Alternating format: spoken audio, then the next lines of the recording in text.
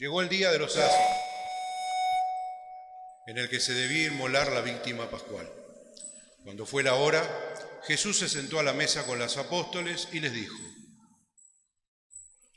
He deseado ardientemente comer esta Pascua con ustedes antes de mi pasión, porque les aseguro que ya no la comeré más hasta que llegue a su pleno cumplimiento el reino de Dios. Y tomando una copa, dio gracias y dijo: Tomen y compártanla entre ustedes, porque les aseguro que desde ahora no beberé más del fruto de la vid hasta que llegue el reino de Dios.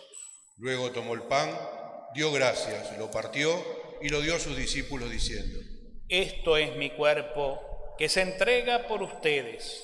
Hagan esto en memoria mía. Después de la cena, hizo lo mismo con la copa diciendo: Esta copa es la copa de la nueva alianza sellada con mi sangre, que se derrama por ustedes.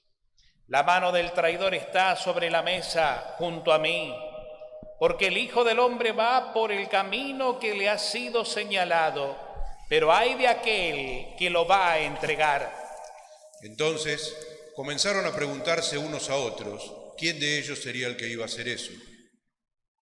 Y surgió una discusión sobre quién debía ser considerado como el más grande. Jesús les dijo: Los reyes de las naciones dominan sobre ellas, y los que ejercen el poder sobre el pueblo se hacen llamar bienhechores. Pero entre ustedes no debe ser así, al contrario. El que es más grande, que se comporte como el menor, y el que gobierna como un servidor, porque ¿quién es más grande? ¿El que está a la mesa o el que sirve? ¿No es acaso el que está a la mesa? Y sin embargo, yo estoy entre ustedes como el que sirve. Ustedes son los que han permanecido siempre conmigo en medio de mis pruebas. Por eso yo les confiero mi realeza, como mi Padre me la confió a mí. Y en mi reino, ustedes comerán y beberán en mi mesa, y se sentarán sobre tronos para juzgar a las 12 tribus de Israel. Simón, Simón, mira que Satanás ha pedido poder para zarandearlos como el trigo, pero yo he rogado por ti para que no te falte la fe, y tú, después que hayas vuelto, confirma a tus hermanos. Pedro le dijo: Señor, estoy dispuesto a ir contigo a la cárcel y a la muerte. Pero Jesús replicó: Yo te aseguro, Pedro, que hoy, antes que cante el gallo, me habrás negado 3 veces que me conoces. Después les dijo: Cuando los envié sin bolsa, ni provisiones, ni sandalia, ¿les faltó alguna cosa? Respondieron: Nada. Él agregó: Pero ahora, el que tenga una bolsa, que la lleve. El que tenga una alforja, que la lleve también. Y el que no tenga espada, que venda su manto para comprar una. Porque les aseguro que debe cumplirse en mí esta palabra de la Escritura. Fue contado entre los malhechores. Ya llega a su fin todo lo que se refiere a mí. Ellos le dijeron: Señor, aquí hay 2 espadas. Él les respondió: Basta.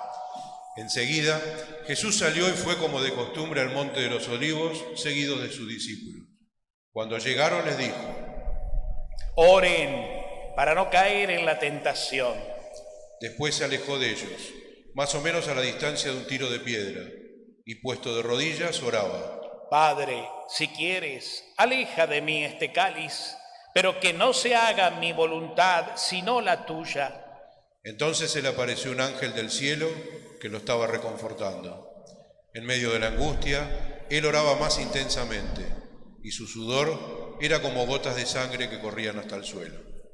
Después de orar, se levantó y fue hacia donde estaban los discípulos y los encontró adormecidos por la tristeza. Jesús les dijo: ¿Por qué están dormidos?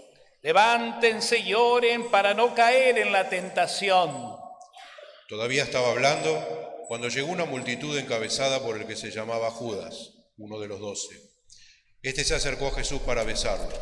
Jesús le dijo: Judas, ¿Con un beso entregas al Hijo del Hombre? Los que estaban con Jesús, viendo lo que iba a suceder, le preguntaron: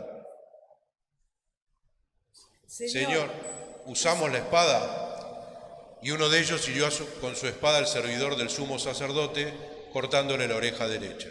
Pero Jesús les dijo: Dejen, ya está. Y tocándole la oreja lo sanó. Después dijo a los sumos sacerdotes, a los jefes de la guardia del templo y a los ancianos que habían venido a arrestarlo: ¿Soy acaso un bandido para que vengan con espadas y palos? Todos los días estaba con ustedes en el templo y no me arrestaron. Pero esta es la hora de ustedes y el poder de las tinieblas. Después de arrestarlo, lo condujeron a la casa del sumo sacerdote. Pedro lo seguía desde lejos. Encendieron fuego en medio del patio, se sentaron alrededor de él y Pedro se sentó entre ellos. Una sirvienta que lo vio junto al fuego lo miró fijamente y le dijo: Este también estaba con él. Pedro lo negó diciendo: Mujer, no lo conozco. Poco después, otro lo vio y le dijo: Tú también eres uno de aquellos. Pero Pedro le respondió: No, hombre, no lo soy.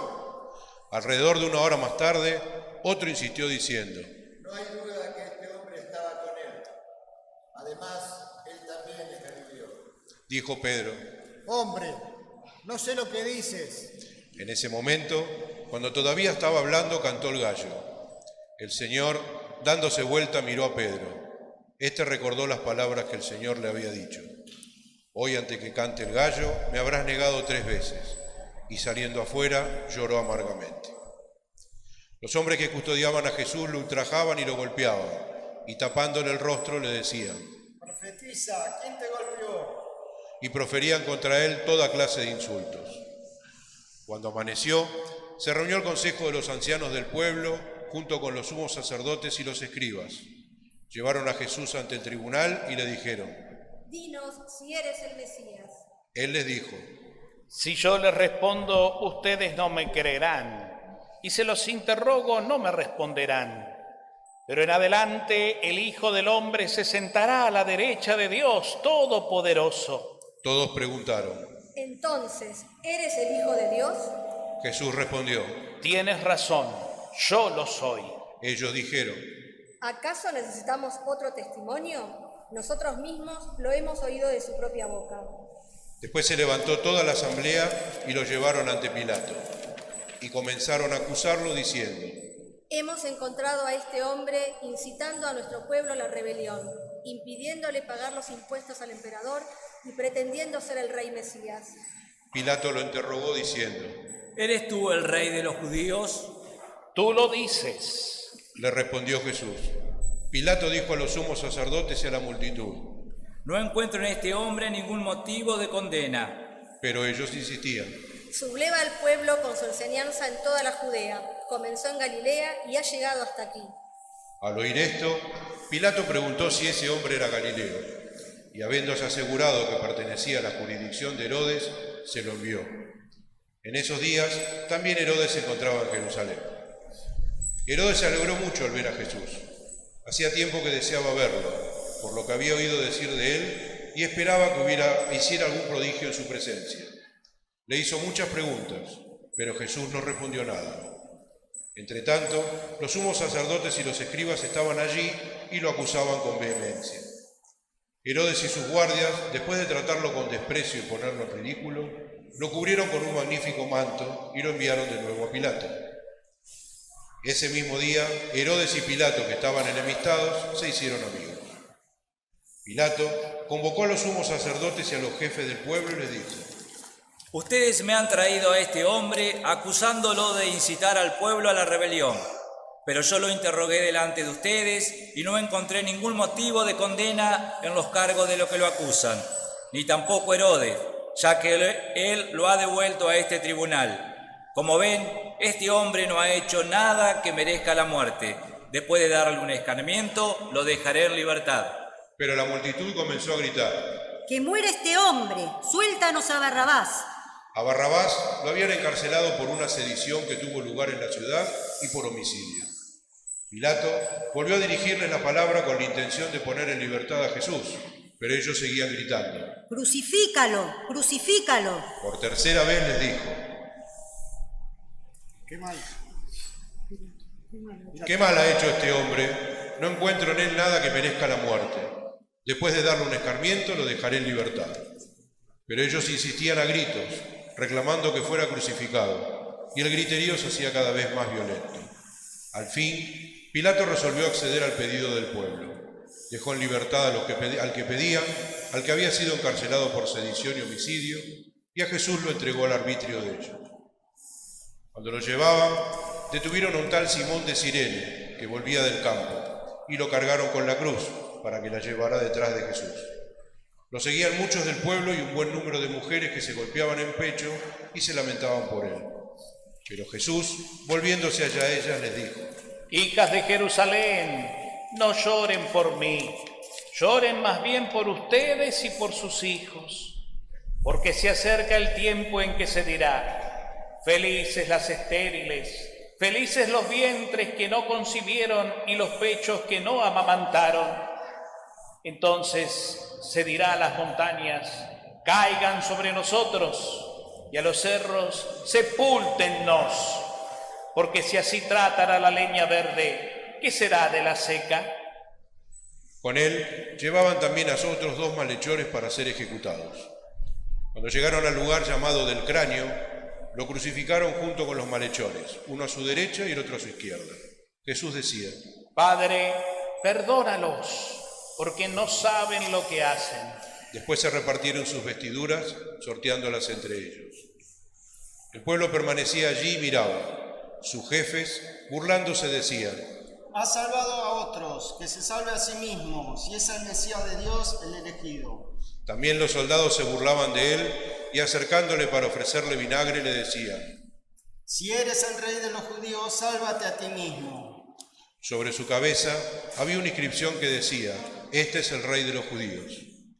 Uno de los malhechores crucificados lo insultaba diciendo: ¿No eres tú el Mesías? Sálvate a ti mismo y a nosotros. Pero el otro lo increpaba diciéndole: ¿No tienes temor de Dios, tú que sufres la misma pena que Él? Nosotros la sufrimos justamente, porque pagamos nuestras culpas, pero Él no ha hecho nada. Y decía: Jesús, acuérdate de mí cuando llegues a tu reino. Él le respondió: Yo te aseguro que hoy estarás conmigo en el paraíso. Era alrededor del mediodía. El sol se eclipsó y la oscuridad cubrió toda la tierra hasta las 3 de la tarde. El velo del templo se rasgó por el medio y Jesús con un grito exclamó: Padre, en tus manos encomiendo mi espíritu. Y diciendo esto, expiró. Nos ponemos de rodillas.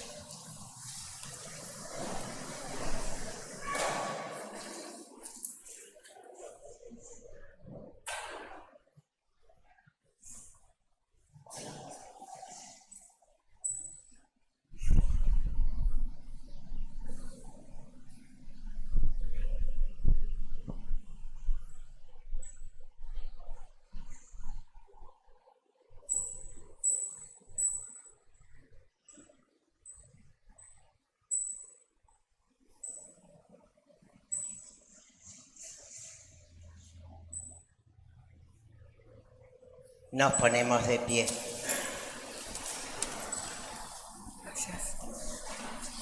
Cuando el centurión vio lo que había pasado, alabó a Dios exclamando: Realmente este hombre era un justo. Y la multitud que se había reunido para contemplar el espectáculo, al ver lo sucedido, regresaba golpeándose el pecho. Todos sus amigos y las mujeres que lo habían acompañado desde Galilea permanecían a distancia, contemplando lo sucedido. Llegó entonces un miembro del consejo llamado José, hombre recto y justo, que había disentido con las decisiones y actitudes de los demás. Era de Arimatea, ciudad de Judea, y esperaba el reino de Dios. Fue a ver a Pilato para pedirle el cuerpo de Jesús.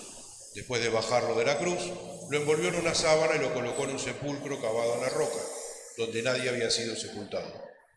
Era el día de la preparación y ya comenzaba el sábado. Las mujeres que habían venido de Galilea con Jesús siguieron a José, observaron el sepulcro y vieron cómo había sido sepultado. Después regresaron y prepararon los bálsamos y perfumes, pero el sábado observaron el descanso que prescribía la ley. Palabra del Señor. Gloria a ti, Señor Jesús. Podemos tomar asiento.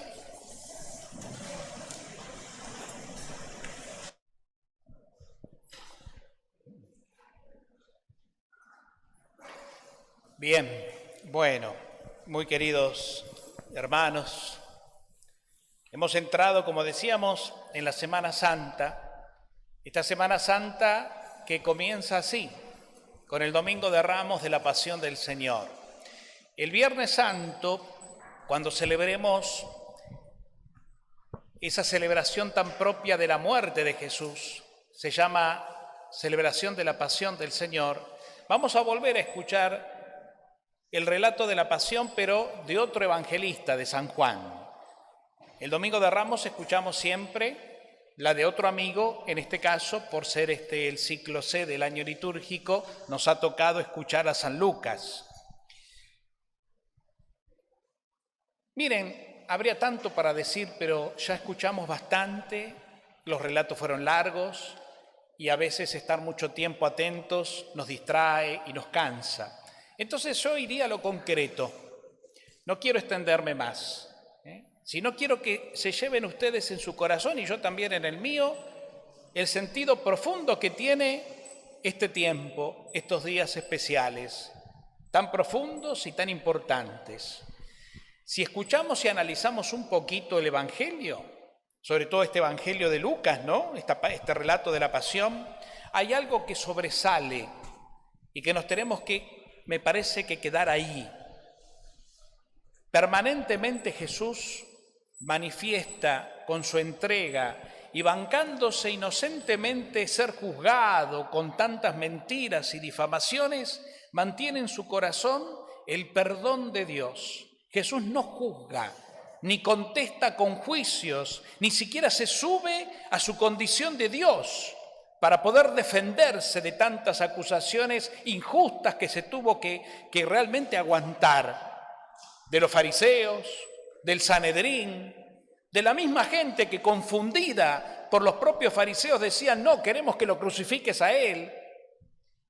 Inclusive tras la actitud del propio Pilato, que realmente era un tirano, pero que veía que Jesús era inocente, que no había motivo para matarlo. Él tenía la autoridad, sí, pero él no quería realmente que esto sucediera.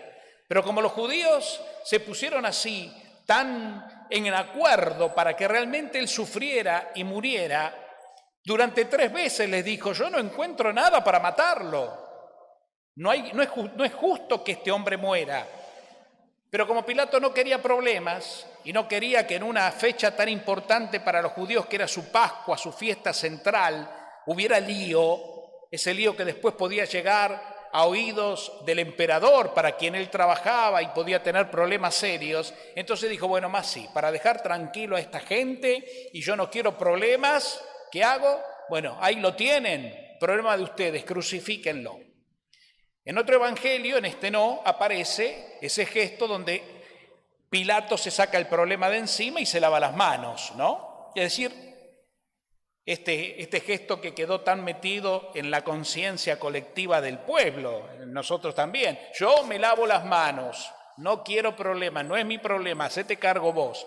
Esas actitudes de lavarte las manos, ¿verdad? De no asumir tu responsabilidad, de no involucrarte ante la verdad, ante la justicia, mirando de frente, porque Pilato tenía autoridad y podría haberle dicho, señores, no, esto no es así. Ustedes se encapricharon porque le tienen bronca, pero esto no es verdad. Háganse cargo ustedes. No, yo me lavo las manos. Y se lavó las manos. Aunque él veía como juez que era, con la autoridad que tenía, que Jesús era inocente. Y después sigue avanzando el relato en cosas muy interesantes y fundamentales. Jesús va camino con la cruz a cuesta. Y cuando se le acercan esas mujeres piadosas que lo ven sufrir y se dan cuenta que es inocente, porque de hecho ya lo conocían y veían todo el bien que había hecho, nunca había hecho mal. No hubo enfermo que no se acercó a él y no recibiera sanación. No hubo pecador, como escuchamos el domingo pasado, esa mujer adúltera, que ante la multitud los judíos querían apedrear y poner a prueba a Jesús. Y Jesús dijo, miren, el que no tenga pecado que tire la primera piedra. Y se fueron todos. Y Jesús le dijo, vete en paz, yo tampoco te condeno. Aunque la ley decía que este tipo de mujeres tenía que morir así, apedreada. ¿Cuántos se acercaron a él poseídos o le traían gente poseída por espíritus impuros que no tenían paz? Jesús los liberaba y les devolvía la dignidad. Aquellos leprosos que se acercaban y que por tener lepra, esa enfermedad tan difícil en aquel entonces, también eran juzgados y eran como considerados impuros y malditos, y el pueblo no los quería. Y cuando venía un leproso todos se escapaban, no podía entrar en la ciudad, no podía entrar en el culto, no podía entrar a trabajar. Y Jesús los recibía y los tocaba cuando estaba prohibido y los curaba. Y la gente eso lo sabía. La multiplicación de los panes, donde tanta gente comió hasta saciarse. Los mismos discípulos que vieron que él tenía poder sobre las fuerzas del mar cuando la barca se estaba por hundir, y Jesús parándose simplemente dijo, basta, calma, y todo vino a la paz. Todo eso lo veía la gente, lo sabía. Como estas mujeres piadosas que se acercan entonces viéndolo a Jesús con la cruz a cuestas y quieren como consolarlo, pero Jesús les dice, no, miren, no lloren por mí, lloren más bien por ustedes y sus hijos. Replantéense la vida. Yo he venido a traerles el reino de mi Padre. No caigan en el peor de los pecados, que es vivir una vida sin Dios o una vida de religiosidad aparente. No sirve que se golpeen el pecho pidiendo perdón. Vivan cristianamente. Eso les decía Jesús, palabras más, palabras menos, a estas mujeres como hoy nos lo puede decir a todos nosotros. Viví una religiosidad en serio, viví un cristianismo comprometido. Sacate la careta, amá, si decís ser cristiano y cristiana. Porque no sirve de nada que nos golpeemos el pecho por mi culpa, por mi gran culpa, ruego a los santos y demás, si después nuestra vida sigue siendo pedante, sigue siendo infame, sigue siendo tramposa, maliciosa, traicionera, mediocre. Jesús perdona. Y ya en la cruz veíamos otro acto de amor y misericordia infinita. Los dos ladrones.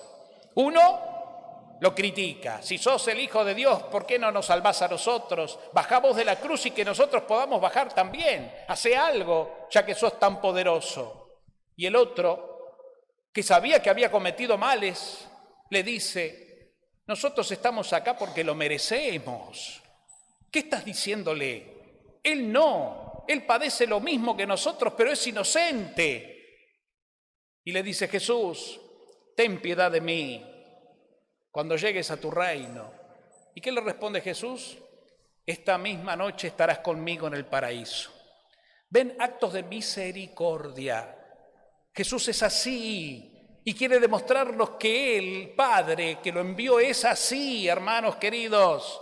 La Semana Santa es esto, un canto a la misericordia y al amor.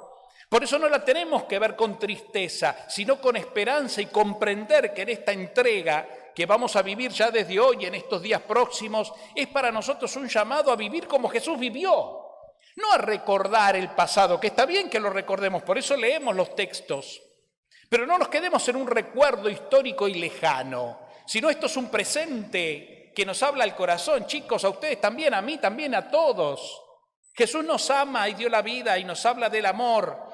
¿Qué es lo que vino a hablar Jesús cuando se hizo hombre? De esto. De que Dios nos ama, que es misericordioso, que Él no viene a juzgar, no viene a condenar, lo único que necesita son estos gestos, como el del buen ladrón. Señor, soy pecador y por eso estoy condenado, pero vos, Señor, que no condenás, tened piedad de mí. Y Jesús le dice, esta misma noche estarás conmigo en el paraíso. Por eso antes, cuando enseñaba a su gente, contó la parábola del hijo pródigo y mostró a ese padre misericordioso que cuando el hijo viene arrepentido y todo estropeado, no le pregunta, che, ¿qué hiciste? ¿Dónde estuviste? Mirá lo que te pasó, ¿viste? Yo te lo dije y qué sé yo. No pregunta, no acusa, abraza, lo besa y hace una fiesta porque lo recuperó. Es un tiempo entonces donde el Señor, chicos, nos llama a estar más cerca de Él. Y si tenemos conciencia de pecado, si tenemos conciencia de haber obrado mal, si hay culpas en nuestra vida, es el buen tiempo para entregárselas todas las culpas, todo lo que nos hace daño, todo lo que nos trae recuerdos que nos angustian. ¡Basta! Porque el Señor dio la vida para liberarnos de todo y llenarnos de amor y misericordia a un precio grande, de una manera extraordinaria, nada más ni nada menos que asumiendo una muerte injusta, la muerte de los peores malhechores de aquel entonces. Y lo extendió sus brazos libremente. Por eso dice Jesús, a mí nadie me quita la vida, yo la doy voluntariamente porque es la voluntad de mi Padre. Y hay algo también interesante para tener en cuenta. Jesús tiene palabra, porque lo acusaban y le decían mentiras. Mueve a la gente, vuelve loca a la gente, hace que a la gente esté confundida, hace piquetes con la gente, y no era verdad. Dice blasfemias y miente, y no era verdad. Pero Jesús se guarda todo eso. Pudiéndose defender, no se defiende, acepta, porque sabe que su misión tiene que llegar hasta las últimas consecuencias. Y si predicar el reino de Dios exige dar la vida y morir de esta manera, lo iba a aceptar. Obviamente que no quería morir. Jesús no vino a morir así, sino que la muerte de Jesús de esta manera fue signo de que Él fue fiel con palabra y coherencia hasta las últimas. Así tiene que ser un cristiano, si decimos que realmente somos seguidores de Él, por supuesto.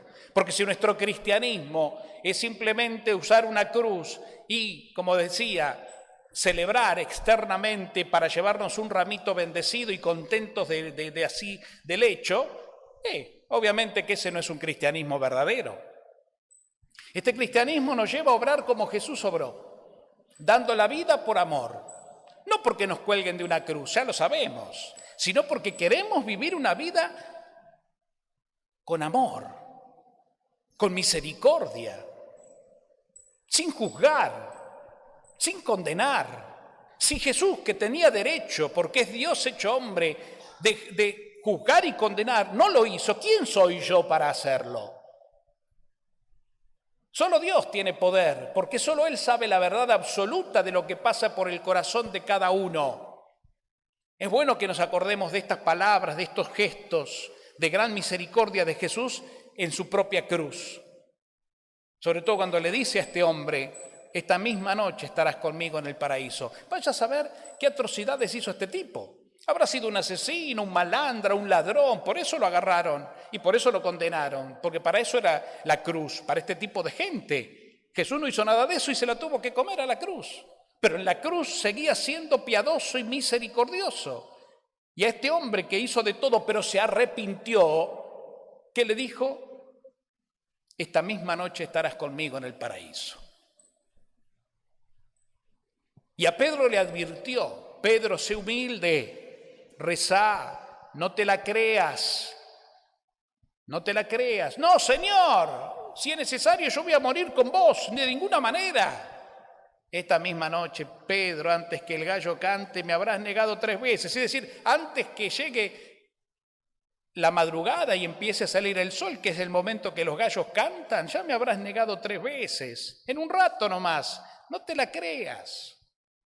¿Cuántas veces nos la creemos? Y levantamos el copete creyéndonos que nos llevamos el mundo por delante, que siempre tenemos la razón, que siempre tenemos derecho, que los otros tienen la culpa. Y no te la creas, mi hermano, mi hermana. Chicos, no. Humildad. Si Pedro hubiera sido humilde y hubiera entendido quién es Jesús, realmente se hubiera callado la boca. Por eso Jesús le dice, mira, te falta convertirte. Después que te conviertas, recién ahí vas a poder pastorear a mis hermanos. Y sí, por eso Jesús llora, por eso Pedro, después que se da cuenta, cuando lo negó y cantó el gallo, se acuerda y llora amargamente. Recién ahí. Al pobre Judas le pasó lo mismo. La diferencia con Judas, ¿saben cuál fue? Que no se arrepintió, que se dejó llevar por la culpa y el terror, y por eso se quitó la vida. Pero Jesús lo hubiera perdonado igual. Porque no hay persona que no vaya arrepentido a los pies de Dios y que no sea perdonada. Dios es perdonador por naturaleza. De esto nos habla Jesús, de esto nos cuenta el Evangelio, esto es la Semana Santa. A ver si abrimos la cabeza, queridos míos, todos, sobre todo los adultos, porque los chicos tienen mucho por delante, aunque hay que educarlos y guiarlos en este camino de amor y de misericordia. Pero a ver si abrimos la cabeza a los adultos y nos dejamos de embromar, conjuzgar, condenar, señalar, juntarnos a difamar. ¿Quién sos? ¿Quién te crees que sos? Mira tu corazón. Acuérdense de Jesús. Ojo, Mirá la viga que hay en tus ojos y dejá de ver la paja del ojo ajeno. Esto divide mucho, lastima mucho a las comunidades, a las familias, a la misma sociedad. La Semana Santa es un llamado entonces a vivir una vida coherente de fe y de amor, de misericordia y de cercanía. Porque si quieres ser un cristiano careta, nunca vas a ser feliz. Ponele nombre a tu vida. Dejate de hablar de la miseria ajena y ponele nombre a tu vida. Porque si vos le pones nombre a tu vida y te sacás la careta ante Dios y reconoces tu miseria, tu resentimiento de la vida, tus heridas y demás, Dios te va a sanar y te va a perdonar. Y tu vida empezará a cambiar y serás feliz. Pero vos le tenés que poner nombre a tu propia condición, con sinceridad, mirate al corazón, no al otro. Es lo que pasó con esta gente. Los que no quisieron reconocer se quedaron muertos en la cruz. El que reconoció su miseria y le pidió perdón a Dios, ¿qué le dijo Jesús? Hoy mismo estarás conmigo en el paraíso. Ya estás perdonado. Ojalá lo entendamos de una vez por todas y eduquemos a nuestros hijos y a nuestra familia en esta realidad, porque esto es lo que estamos celebrando, Esto es lo que se supone que creemos. Porque si no, nos vamos a ir de acá y será una semana más. Y una semana interesante porque de hecho es corta, semana larga. Hasta podemos tener recreos, pasarla bien, vacacionar. Muchos vacacionan. Pero para el cristiano verdadero esta semana es una oportunidad aprovechable. Por eso yo los invito, hermanos, a que vivan estos días con presencia en el templo y vivan las celebraciones escuchando la palabra, y podamos ser protagonistas con Cristo de este camino de bendición, de sanación que nos trae la Semana Santa, esta gran oportunidad para seguir viviendo nuestra vida de cada día en Cristo, convirtiéndonos, es decir, creciendo en la fe, en la esperanza en Dios, no en el mundo, y en el amor que es la caridad, entregarme por mi hermano como se entregó Cristo, en el servicio, en la misericordia, en la alegría. El Señor nos quiere alegres, quiere una comunidad alegre, no de resentidos, no de caracúlicos. Quiere una comunidad alegre, que se ama, y porque se ama es feliz y está unida. Quiere una familia, que tu familia sea eso. Eso quiere Jesús. Para eso se entregó, aunque te parezca difícil de entender y de creer. Esta es la verdad cristiana, no hay otra. Ojalá podamos entenderlo, y para eso, como es difícil a veces porque nuestra cabeza está tan dura y tan cerrada, es un buen tiempo para hacer lo que Jesús le decía a los discípulos: oren para no caer en la tentación, muchachos. No vivan dormidos, recen. Es un buen tiempo para rezar más y decirle: Señor, abrí mi corazón, ilumina mi mente.